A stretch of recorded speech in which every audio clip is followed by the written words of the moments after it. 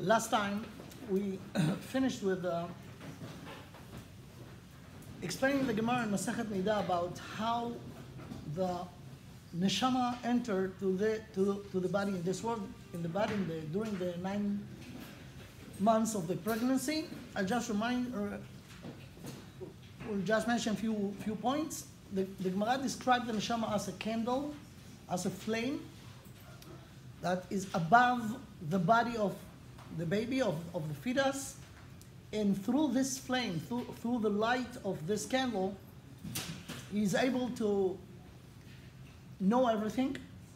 He see the entire history and the entire world. He's aware of everything because of the teaching of the Torah, that the Gemara says that there is an angel who teach the fetus the entire Torah. And because the Torah is the base of the entire universe, because Hashem look at the Torah is a blueprint, through this, the fetus is aware of everything. And this fetus, don't forget, is each one of us, a few years ago.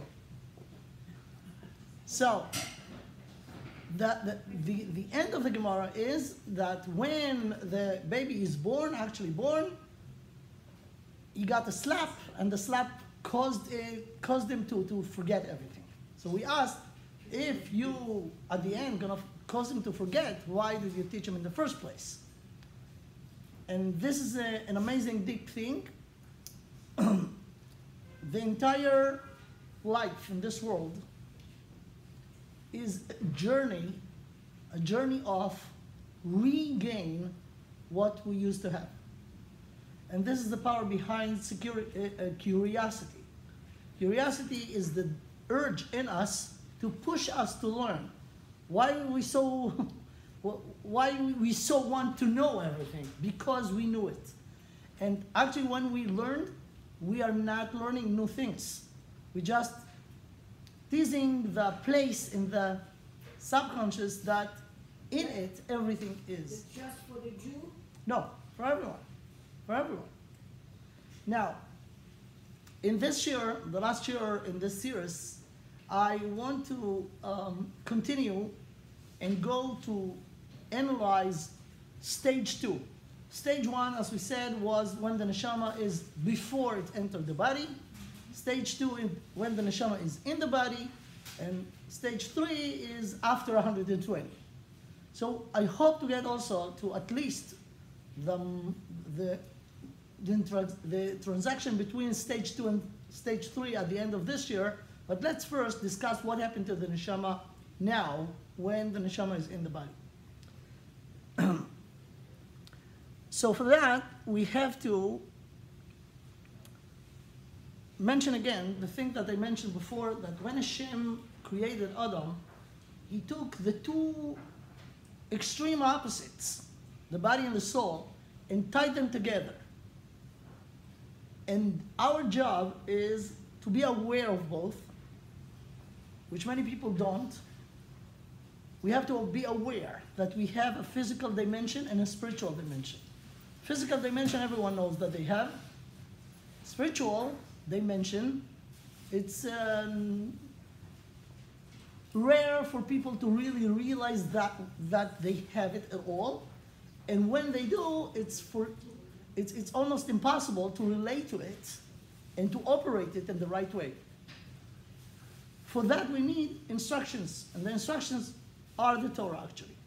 The Torah, the meaning of the Torah is to make you, or give you the information. Of course, after the information, you still have free will to relate to it or to ignore it.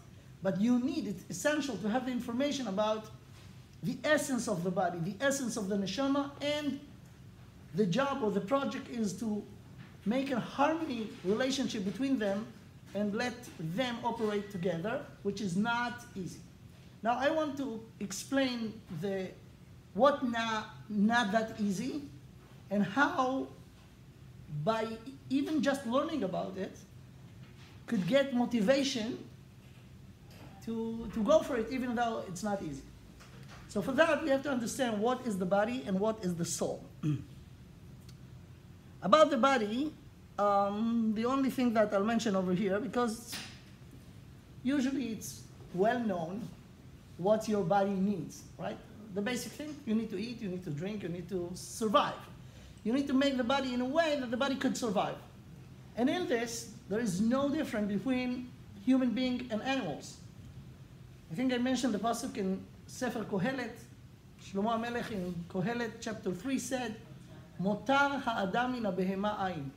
There is no benefit for a human being over an animal in the physical. In the physical. If you make a list of things that we need in order to survive physically, you'll see that there is no difference between animal and human beings. And the need to eat, to drink, to keep the right temperature, not too hot, not too cold. It's all, the purpose of them is to make the body survive. But if you continue the list and try to look for needs that we have, and try to think about things that we need or we have, we human beings and not animals, you could continue the list. I mean, everything that the animal needs, we need too. But we have some more things like meaning. We need meaning in life. We have need to be good, to be honest. All the moral system, the moral needs are human needs. And we cannot find them by animals. If you could see nice animals, I mean, to each other, you have to know it's not coming from the conscious, it's not free will, it's an instinct. But for us, it's something that, and here's the thing, all the things that are physical necessity, we have no free will for them. And we make mistake when we speak. Someone asks you, do you want to eat? Do you want to drink? And people could think that, yeah, it's belong to the free will system, because I could say no, right? I could say no, I could say yes. You have to know that that's not a free will.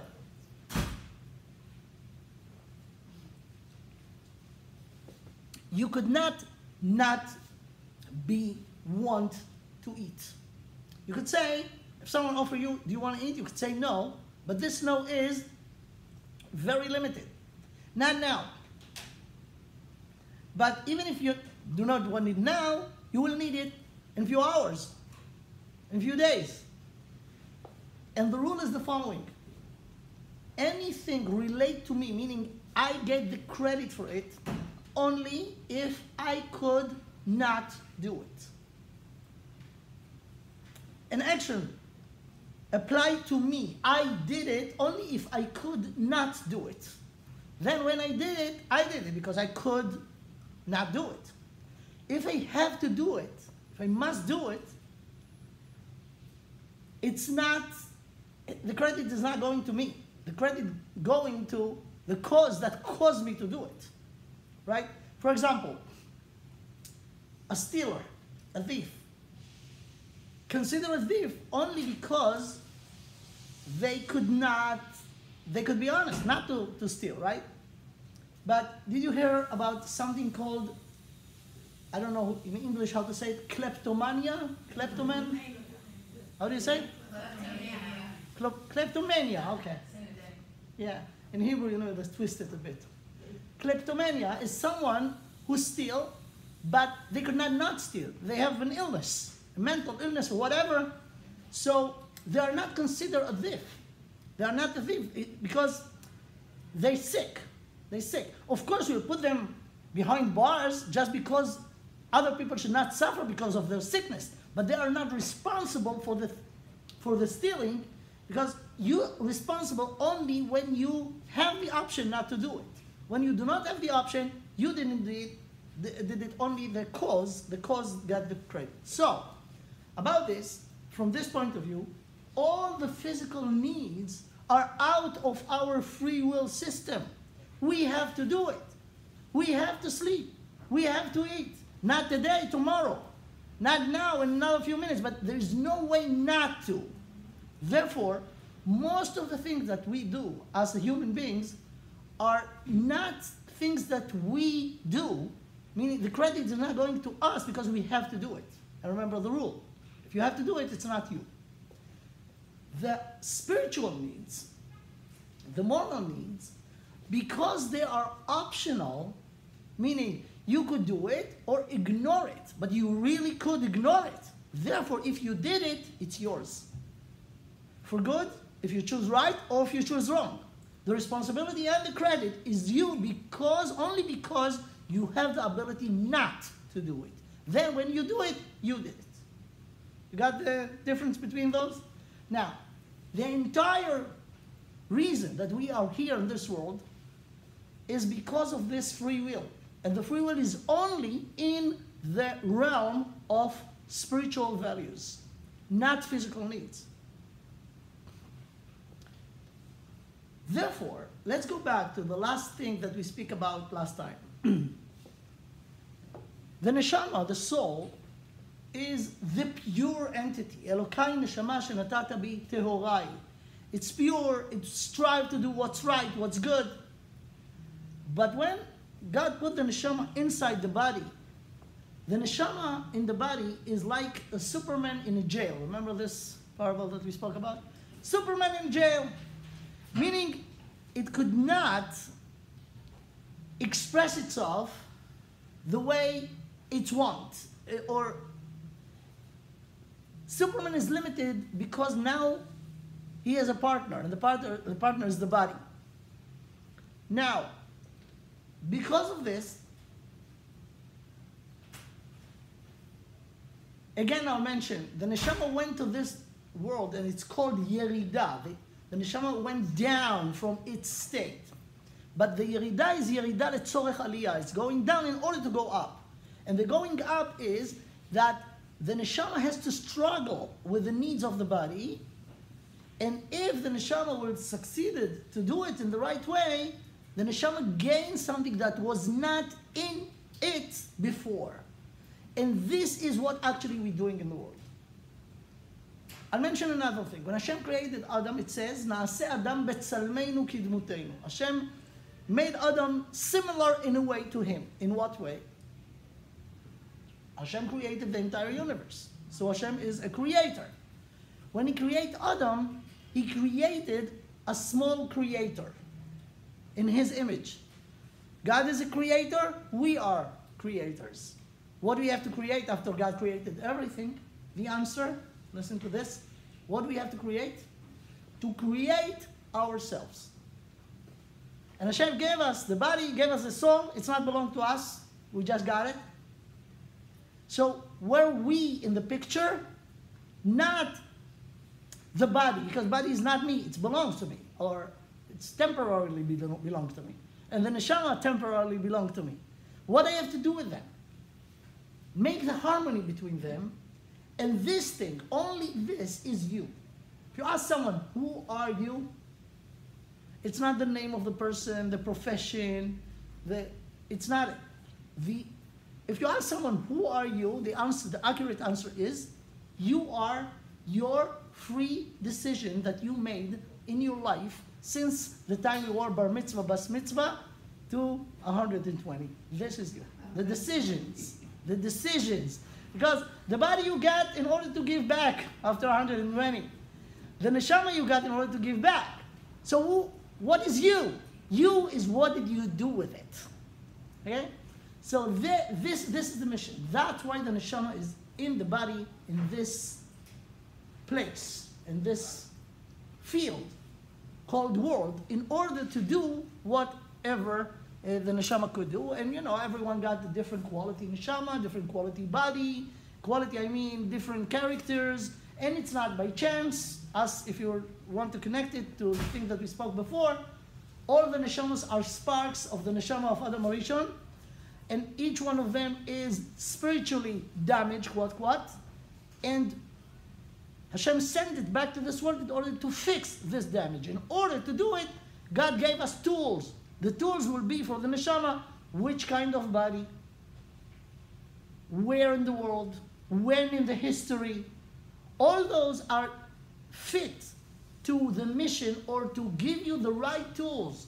And each one of us get different tools. And we have to use the tools that Hashem gave us in order to do our mission in the best way. This is the purpose that we are here. Now, let's go to what happened after 120. So when the neshama, you know what, a little bit before, when the neshama come to this world, the neshama, as we see from the Gemara that we learned last time in the beginning of this class, the neshama is huge, is amazingly big in the potential. Imagine knowing everything, knowledge, knowing everything that was, that is, that gonna be, from the one end of the world to the other end of the world, you know a lot. When the neshama enter the body, or actually not just enter the body, when the body and the neshama comes to this world, when the baby is delivered, the neshama not actually lose, but could not apply the potential. So there is a reduction of the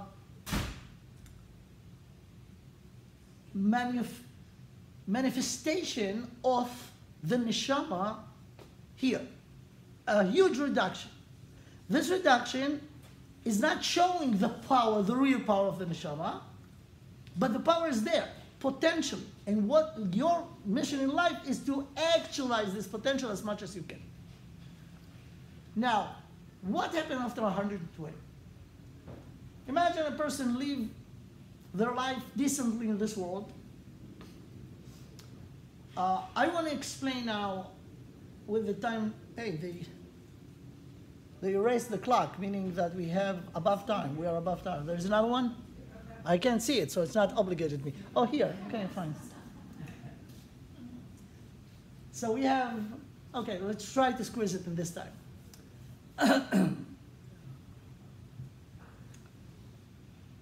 Everything that we're going to talk about is in the frame called Ha'olam Hazeh. If you remember, in the beginning, we talked about the Olam Hazeh, Olam Haba. So remember the 6,000. We're talking about now in the 6,000.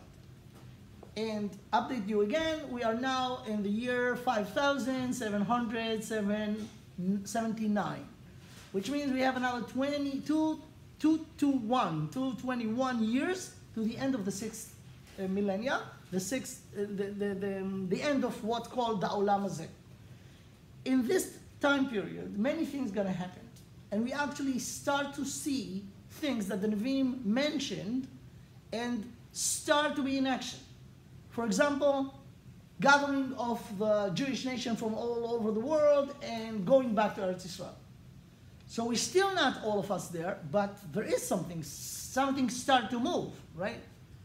The flourish of the of the land of Israel after it was deserted for many, many years. So we for sure getting closer. And let me tell you, relate to this topic, what we should expect. Until the end of the 6th millennia, we have about, if you talk again about the body and the soul, there are many big things like the end of the exile, Binyan Bet HaMikdash, the rebuilding of the Bet HaMikdash, Mashiach. But if we talk about our topic, until the end of the 6th millennia, all the sparks that was together the big neshama of Adam and Chava, of Adam and Rishon, gonna go through this journey of being in a body, have free will, and live in this world 70, 80, 120 years. And at the end of the 6th millennium, it will be done. All the sparks will go through this journey. And for sure, they're gonna fix the Chet Adam Rishon. There is no way that they will make more damage than used to be, because we sent here to fix. So Hashem will make sure that everything will go and be fixed. Now let's talk about the individual, each one of us, each one of the people that was here in the world from Adam Rishon to the time of Tchias HaMesim. So Tchias HaMesim gonna be the resurrections of the dead, gonna be at the end of this time. I mean, very close to the end of the 6th millennium. We do not know where exactly, when exactly, where we know it. It will be in Eretz Israel, and the Tchias HaMesim will be there. And everyone who is buried here or anywhere else in the world gonna go after death under the ground to Eretz Israel, and they will be revived there, because the power of life is there. It's nowhere else in the world. But that's a technical detail. The thing is that Tchias HaMeisim, as we said, all the neshamas, all the souls that dwell in the world will rejoin the body. The body will be rebuilt, the same body that they were in it will be rebuilt, and the neshama will join the body. What for? For one reason: to be there in the judgment day at the end of the 6th millennium. And what this judgment day will be about each individual, if they have or not a portion in the world to come. And because the trial is very important, it could not be without the person who gets judged. Therefore, the neshama will return to the body. Okay? So those are the two things that are going to be at the end of the 6th millennium: the Tchias HaMeisim and the judgment day. Just a minute. Now, the question is, who needs this judgment? Because was a judgment before. So I mentioned that, I think, in brief. Let me go to details about it now. Yeah, what do you want to say? The judgment day, that's in this world? Yes. I'll now go to it again and explain this, okay? There are 3 days of judgment. 3 days. One of them is Rosh Hashanah. Rosh Hashanah meaning in every new year, real new year, not in December, not in January, real new year, which is Rosh Hashanah. Why it's the real one? Because in Rosh Hashanah, Adam Rishon was created. Rosh Hashanah was the 6th day of the 6 days of creation. And Adam was created then. Therefore, we counting the years since Adam was created. So every Rosh Hashanah, there is a judgment day, but listen carefully, for what? So like this, we have 6,000, because we have 6,000 years, 6,000 Rosh Hashanahs. What is the judgment in Rosh Hashanah? In Rosh Hashanah, there are decisions about what's gonna happen in the next year for the people, only for the people who live today in this world, and they have a body and soul together. What's gonna happen to them in the next year? Meaning, if they will be well, they will be sick, they will die, they will continue to live, how much money they will make, מזונותיו של אדם קצובים לו מראש השנה לראש השנה, everything that's gonna happen in the next year for the people who are here. So this is a judgment day number 1 out of the 3. Judgment day number 2 is individually to every human being when they passed away. After 120, there is a judgment day at the day of the Ptira, at the day when the neshama separate the body. What is this judgment about? It's only about this particular person, and the judgment will be what the neshama gonna do from now on. And this is the day of this particular person. So at the end of the life in this world, the body goes to the ground, the neshama goes upstairs, and there is a judgment what the neshama gonna do from now on. And I mentioned that, I'll mention that again, I mentioned that in the former classes. The major options are going straight to Gan Eden. What is Gan Eden? The Garden of Eden. Garden of Eden, there are 2 of them. The one here in the world, where Adam and Chava was, and where the trees of Eitz Hadat, Tov Hara, and Eitz HaChaim was. It's here, in this world, in this planet Earth. After the sin, if you remember, Adam and Chava was chased out of Gan Eden, and Hashem put 2 guards in the gates of Gan Eden, את להט, את הקרובים ואת להט החרב המתהפכת. The קרובים and the להט החרב המתהפכת, לשמור את דרך עץ החיים. To guard and to protect and to keep everyone away from the garden. So there is such a place over here. We have no way to see it because of those guards, whatever they are. but it's a physical, it seems a physical because Adam was there. Adam and Chava were there and they was chased out of it. But it's here. No one knows where is it, and there's no point to even look for it. We have pictures from satellite of the entire planet. We didn't find it, and we do not need to find it. But there is, that's called Gan Eden HaTachton, the lower Gan Eden. Now what do you have to know? That everything that there is, not just Gan Eden, everything that we have in the physical world, the source of it, the root of it, it's a mirror of everything that exists here in upstairs. Hashamayim ve'ha'aretz. Hashamayim is the spiritual source or root, meaning that everything that we see over here in the physical world is just reflection, physical reflection of the same essence that is up there. So there is Gan Eden HaTachton and Gan Eden HaElyon. Why I mentioned that there are two Gan Eden, there's the lower one and the bigger one, because in the Kabbalah sources it says the following.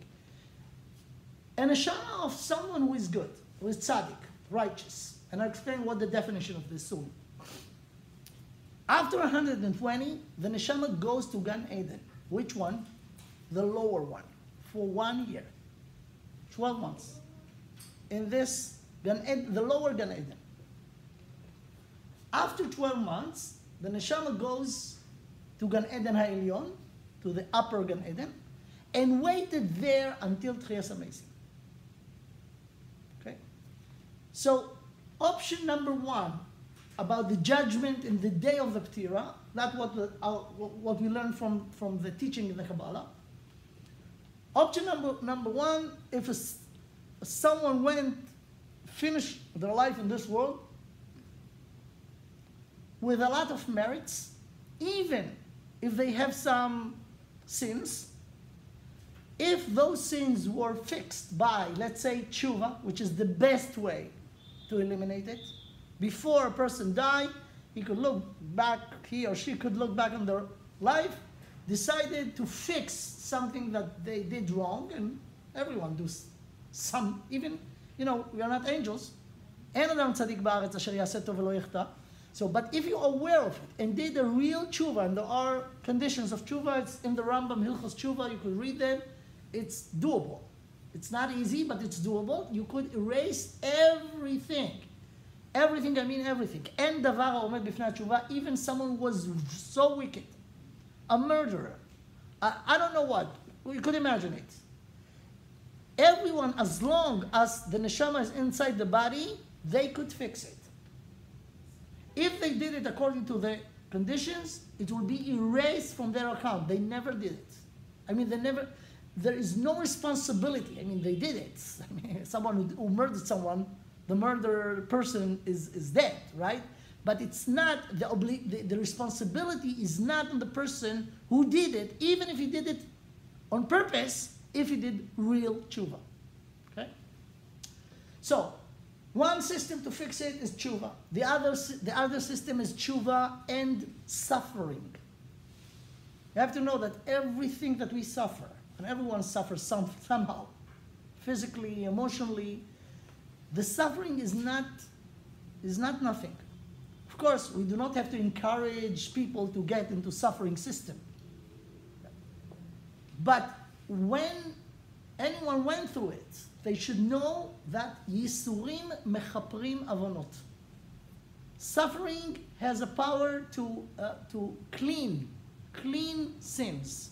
So sometimes some sins, tshuva is enough for them. Sometimes you need with the tshuva suffering. So imagine that this person went through those two, nothing left from the sins. So what this neshama has at the end of the life? Only the merits. With these merits, the neshama go to Gan Eden, the lower one, then the upper one, wait until Tchias HaMeisim, and Gan Eden is a very good place for the neshama. And anyone could enjoy it based on the credit that they got.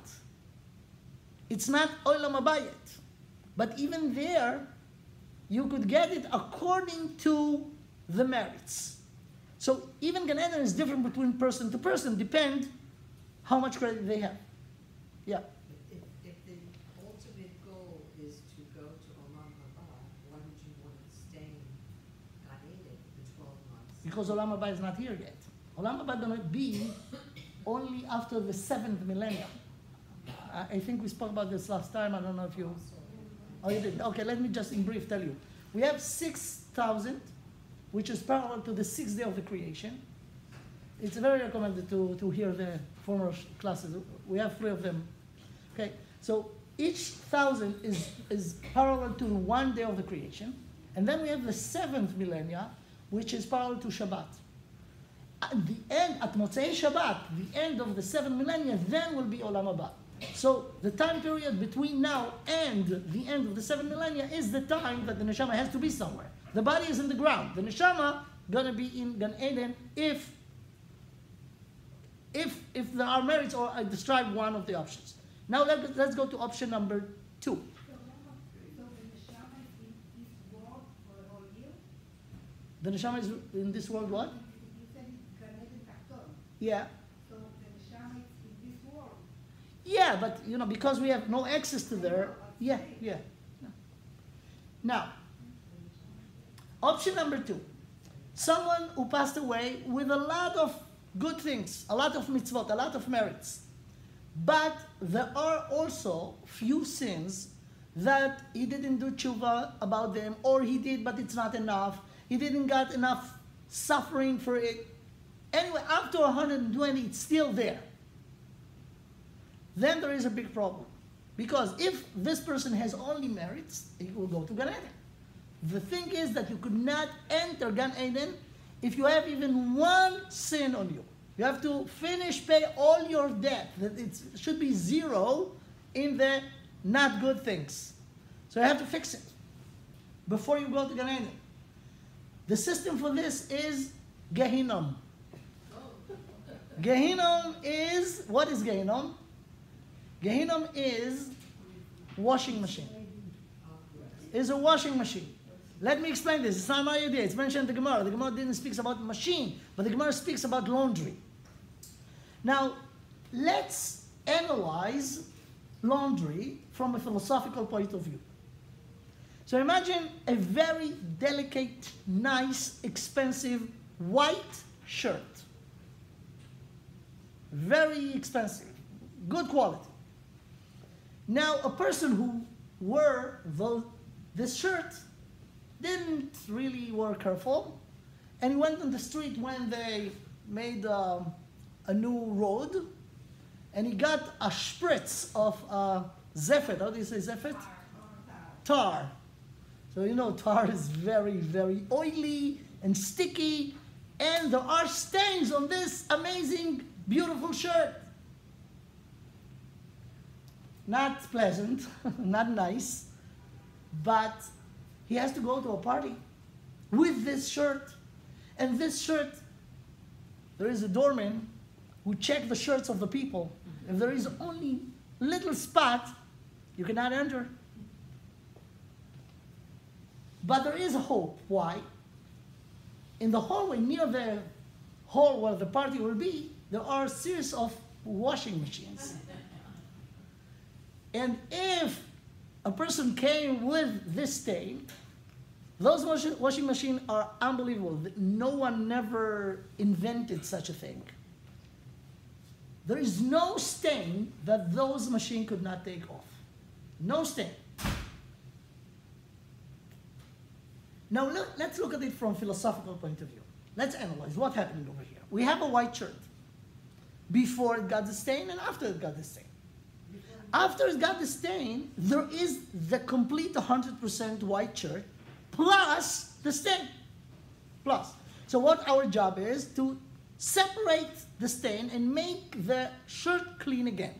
Philosophically, technically, it's doable. What is the problem? What our problem is? Now, I'm not talking about those sophisticated machines. What is the goal? What is the dream of anyone who is in the laundry business? To create detergents that will be strong enough to take away the stain without ruining the material.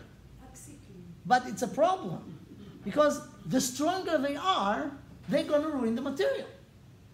But philosophically, if I could think about eliminator system, eliminator liquid or anything else that just address the stain, not touching the original, that would be amazing. So in the regular world of laundry, it's still not invented. But in this system, it was. It was invented. So when a person comes with a white shirt, the white shirt, by the way, is the neshama. When this white shirt comes to the party time, the party hall, which is Gan Eden, the guard of Gan Eden will check out this shirt. If the shirt got stains, we know that the shirt itself is tahora. It's pure. But we need to take away the stains. So they're taking the stains, screen it, like in the airports, in the computers, find out how many stains, how severe, and for each stain there is a program. What kind of detergents, what will be the heat that we need of the water, how many cycles, how fast. These machines are amazing. Within 12 seconds, since you put them in the laundry, they come out from the other side completely cleaned, folded, and great. Okay? If you understand this as a parable, the nimshal is Gehinnom. Gehinnom is not 12 seconds, but it's 12 months. Okay? After 12, if anyone has stains, any debts that not fixed before, the neshama goes to this system, and this system is a cleaning system. After 12 months, nothing will left there, nothing that belongs, only the pure neshama. And this is Gehinnom. Now, Gehinnom is not a pleasant place. The Mishnah in Masechet Avos says that 1 hour in Gehinnom is more the entire suffering that all the people from the beginning of the history to the end has. It's not worth 1 hour in Gehinnom. So you can imagine. Take all the suffering that people went through. It's not a pleasant place. But it's a fixable place. Meaning, too bad, but we have to do it. And after 12 months, the person is clean. What will left after 12 months? Only the good stuff. And with this good stuff, if this person has to go through Gehinnom after 12 months, the neshama goes to Gan Eden. So if he did tshuva in this world, he could save themselves, they could save themselves the time in Gehinnom, and they go straight to Gan Eden. If not, after Gehinnom, they'll go to Gan Eden. Now there is another two things, I've just mentioned them in the titles, we're not going to details because we have no time for this. One system is reincarnation. That the things that happened in the first, let's say, former lifetime was the not good things, were so severe that there is no way that suffering will fix it, even tshuva will fix it. No, tshuva is better than everything. Tshuva could fix everything. But suffering could not fix this because it's so severe. And even Gehinnom will not be enough. In this case, the neshama will return to this world, but when the neshama go to a different body that used to have, and in this lifetime, the neshama will be in a situation that could fix the things that went wrong last time. Now, about this, I will just add a few things. When this is the reason for the reincarnation, you have to know, it's mentioned in the Kabbalah, that not the entire neshama goes back, only those parts who need this fixing. And what do you mean, those parts? Remember always the parable with the candle, the flame, right? It was the original flame, and when I separated to a different flames, each one got their own personality. So only part of the original flame go to the flame that comes out of it. And this part is the part that needs to be fixed. Now, there is another reason for reincarnation, which is not to fix things that went wrong in the former life, but a missing potential that could or should be actualized and didn't actualize. So in this case, only those things that need to be actualized come back. Only this part of the neshama.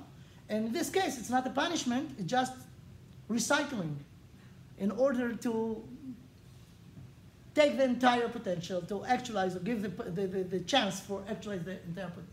There are more reasons, it's a very complicated topic, but I just mentioned it. There is such an option that after 120, it will be either Gan Eden, either Gehinom, and after that Gan Eden, or reincarnation. Yeah. We spoke about this in detail. We spoke about it in detail last class. I just, again, because you asked, I'll give you the summary of it. The neshama is not a physical thing. Physical is limited by time and space. Physical, that limited by space, has the problem that you mentioned. Because if it's here, it could not be there. Because the time, the place put you in certain thing, in certain place, right? You cannot be in two places at the same time. But this apply only to physical. The neshama is not physical. Neshama is not limited by time or by space. Therefore, it could be in more than one place. And I gave the example, just a minute. In Sefer Kohelet, Shlomo HaMelech give a parable for the neshama as a flame of a candle. Okay? If you take a flame of the candle and take other candles that are not lit and just put it in and take out, right? So if the flame was physical, anything that is in the original should be missing when you take out. Try it at home. You will see the original flame stay the same. And from one flame, you could light many, many flames, right? And each one of them is individual by itself. And this is the neshama. The neshama could be in many, many places, could divide to many, many things. There is no problem. And it could come back at the time to each one of the bodies. Okay? I spoke about this in much more details than the last class. But isn't the stage after Kriyat HaMetim Olam Haba?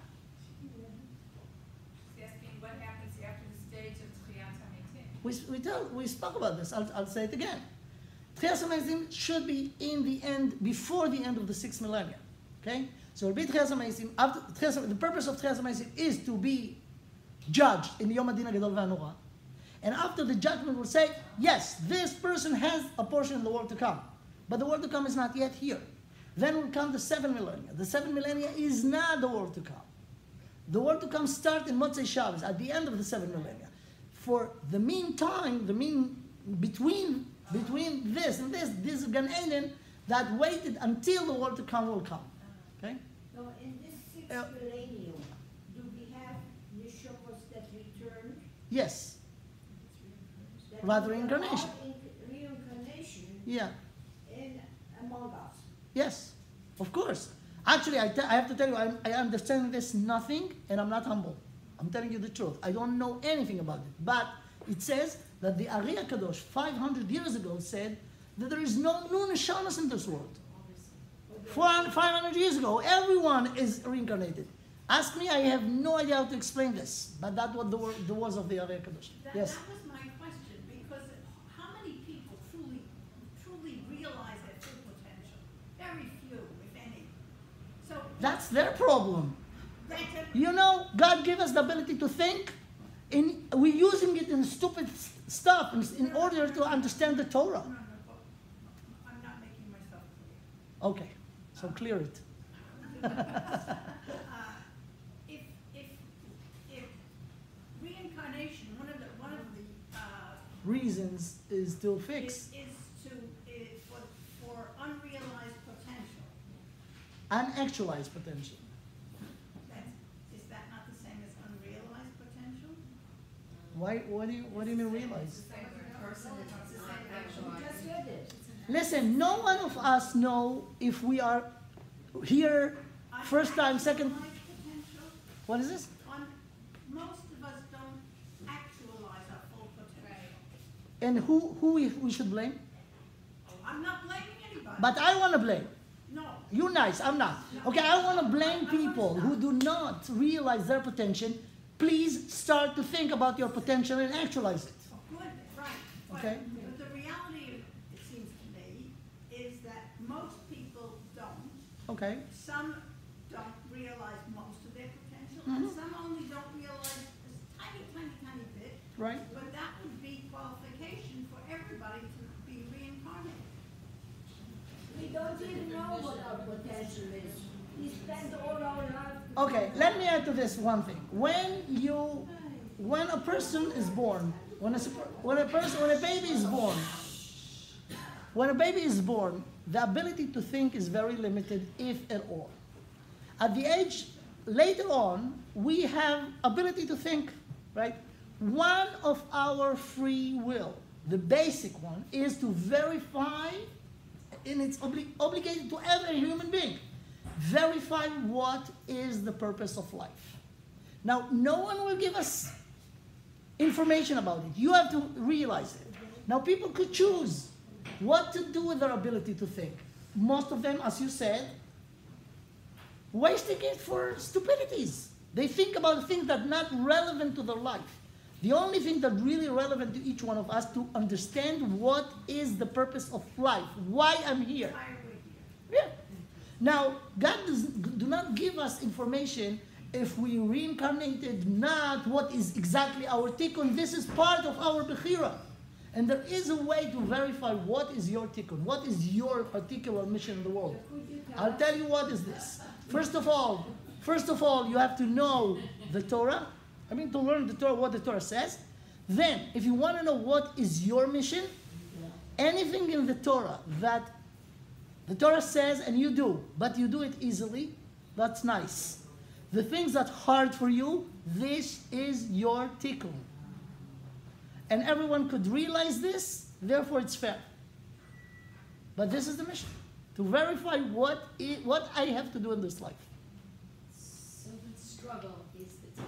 Yes, we're here not for picnic. Because We are for otherwise war. it's not a human thing to know what each person's, it's the human journey. That's the tikkun. Right, yeah. Some people have long lives, some people have short lives, sometimes the baby, very short life. Mhm. And what is that all about? Listen, because the purpose is to fix, it's not a matter of time. Some people live long life and wasted it. Some people live short life and they have full life. They did real things, right? So it's not a matter of time. God is the one to decide how much time every person needs in order to let them the chance, free willing, fixing or getting or achieving their mission. Okay. We have another 2 minutes. I want to just say everything that we could. So, the other thing, option number 4 is something called kaf hakela in Hebrew. Kaf hakela. Remember David and Goliath, right? How David killed Goliath? By the sling. So the Gemara brings this as a parable. And this is out of the 4 options is the worst. It's worse than Gehinnom. It's worse than reincarnation. What is it? Someone, kaf, pei, kaf, like kaf. Like a spoon or a palm of a hand. Kaf, hakela. Kela, זה לקלוע, a slingshot. Now, what's the idea of a slingshot? Sometimes people were in this world did very severe things, but really severe things. Really, really severe things.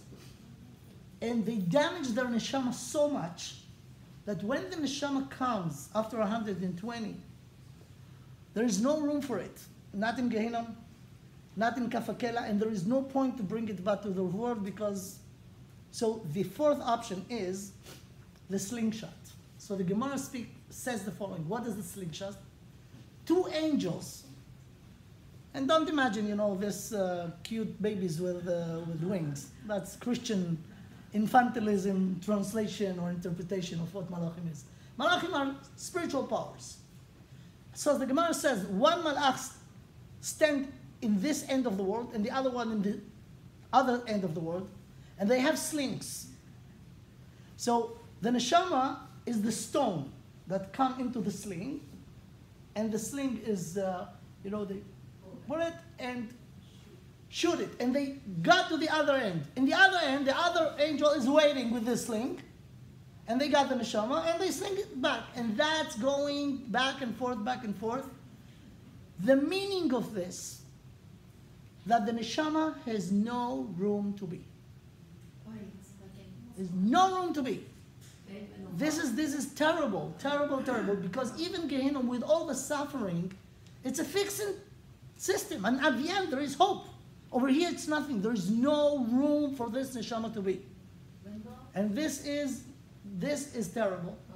And the Gemara speaks about someone like this. One of the Tanoim, the great Tanoim, that went off the derech. If you heard about Elisha ben Avuya.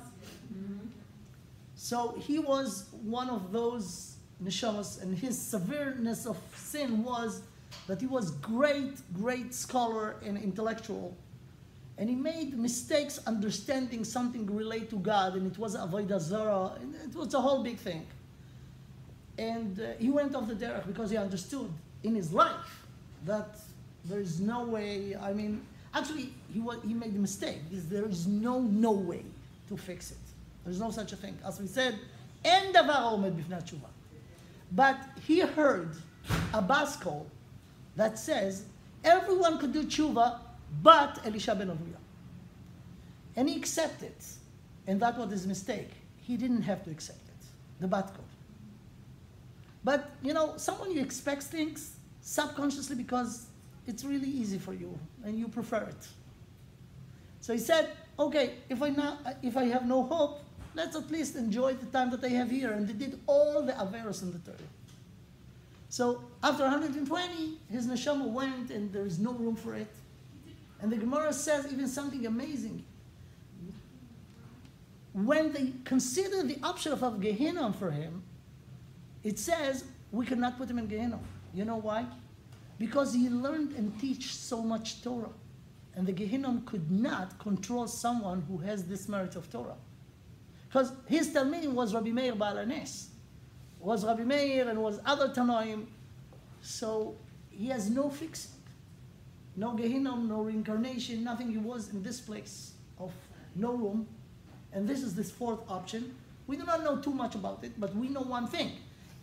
As long as the neshama is there, the neshama has no fixing and no room to be.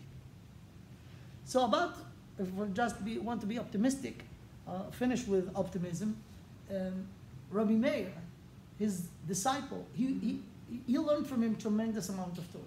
And even after he went off the derech, he told him, I wanted to learn from you. And the Gemara asked, well, how could you learn from a kofer? So he said Rabbi Meir was at the point a very great Talmid Chacham that he know what's right and what's wrong, and he took only the good things from him. So anyways, when he passed away, Rabbi Meir, he came to Gan Eden and said and saw that his Rabbi, Elisha ben Avuya, still has no room. So before he passed away, he said, when I will finish my time in this world, I will ask that they will put him in Gehenna. At least, so we will have some fixing. So he said the following, when I pass away, I'm asking, Sheya'aleh ashan mikivro, will be a smoke coming from his grave. And when Rabbi Meir passed away, was a smoke coming from the grave of Elisha ben Avuya. Few generations after that, 2-3 generations after that, was Rabbi Yochanan. Rabbi Yochanan was the first Amora. He was a disciple of Rabbi Yehuda HaNasi. Rabbi Yehuda HaNasi was a disciple of Rabbi Meir. So Rabbi Yochanan said, what Rabbi Meir did is amazing for Elisha ben Avuya, but is that a big deal to burn his Rebbe? And the smoke was going from his grave for years. Usually it's 12 months, for years. So said Rabbi Yochanan, when I will pass away, I will take him out of Gehenna. And when Rabbi Yochanan passed away, said the Gemara, the smoke stopped coming from the grave of Elisha ben Avuya. But there is a big thing about this. How could you do that? how the disciple could save their Rebbe, but that's a whole topic for another time.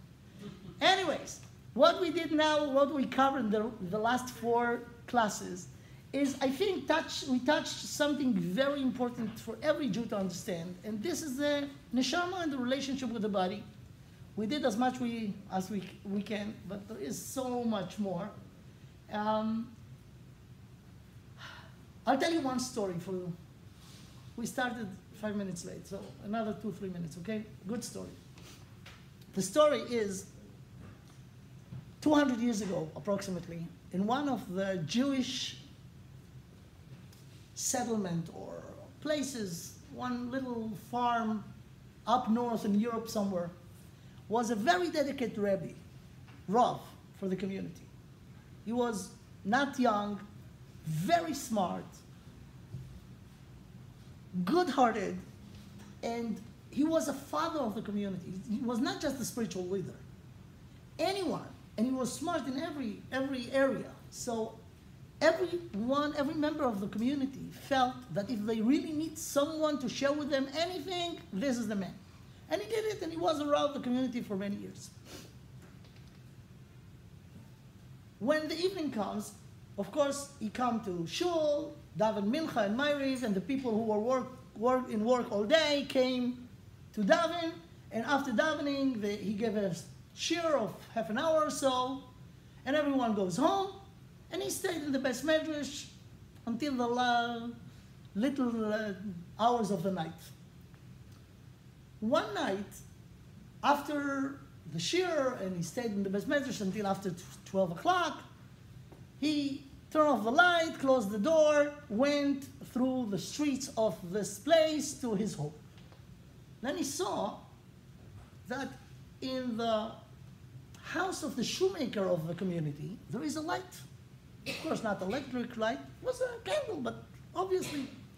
So he went through, and through the shade, he could see the shoemakers fixing shoes at 12 o'clock at night. And it was unusual, he didn't see it yesterday. So he knocked on the door. The shoemaker opened the door, was surprised to see the Rav, and he said, well, what's the honor? So he told him, why are you not going to sleep? This is not the time to fix shoes. So the shoemaker said to the Rav, you know my situation. My financial situation is not good. I have now a lot of debts. So I decided to work more than the usual hours. When it started to be dark, I light a candle.